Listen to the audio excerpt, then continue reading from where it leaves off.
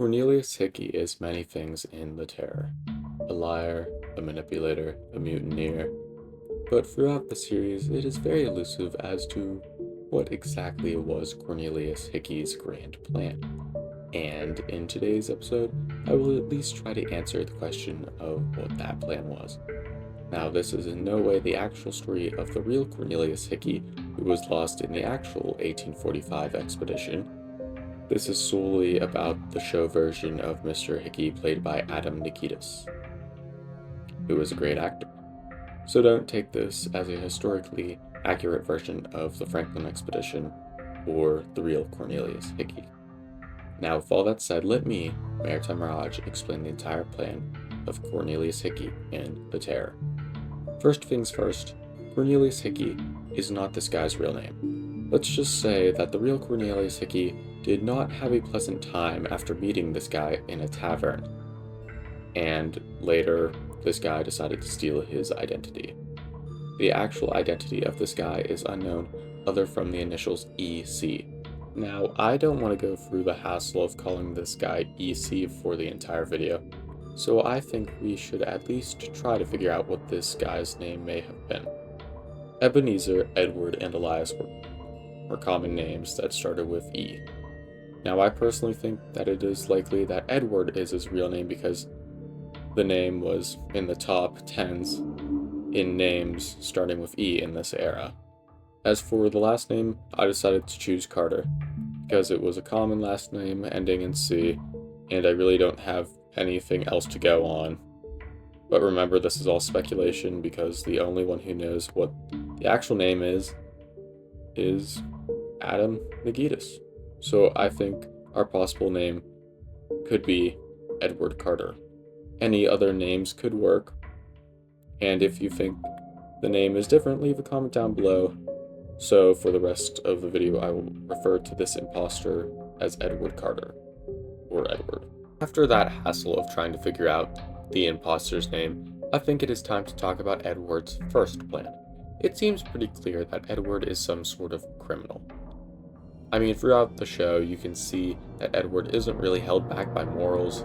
Throughout the show, Edward forcefully takes Lady Silence to HMS Terror, causes the demise of the real Cornelius Hickey, steals the ring from David Young after he was lost, and on a lesser note, disrespects commanding officers.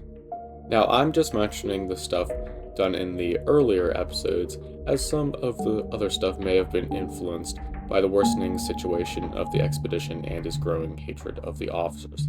Later in episode 10, Edward reveals that he joined the expedition because he saw an opportunity to escape London, as when the ships would reach the Pacific, the two vessels would briefly stop at the Sandwich Islands, now Hawaii, and Edward would then desert the ships and start anew.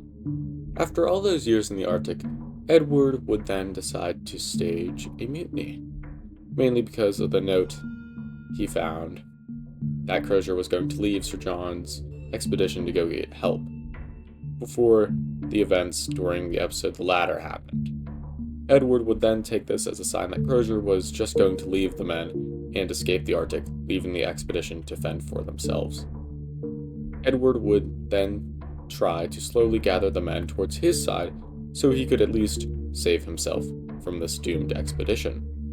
That didn't happen. Edward would then, towards the end of the series, hatch a new plan, an insane plan. Now, before Edward forcefully took Lady Silence to Terror, he witnessed Lady Silence conversing with Tumbach, and at that moment something may have clicked with Edward, that this spirit had some sort of connection to a person, and wasn't a mindless monster. Now, the part I'm not sure about is whether Edward, as a last-ditch effort, wanted to control the Tumbach, or as soon as he found out there was some relationship with Tumbach, he then wanted to control it. But that obviously did not work. And the reason that Edward was not able to control the Tumbach is because the ritual is meant as an act of servitude towards the monster, instead of getting some sort of controllable monster that he could do whatever he wanted with this new great power. In fact, Edward was so evil that Tumbach ended up choking on his rotting Sewell, which allowed Crozier to finally put an end to the tomb block. Is there anything I missed?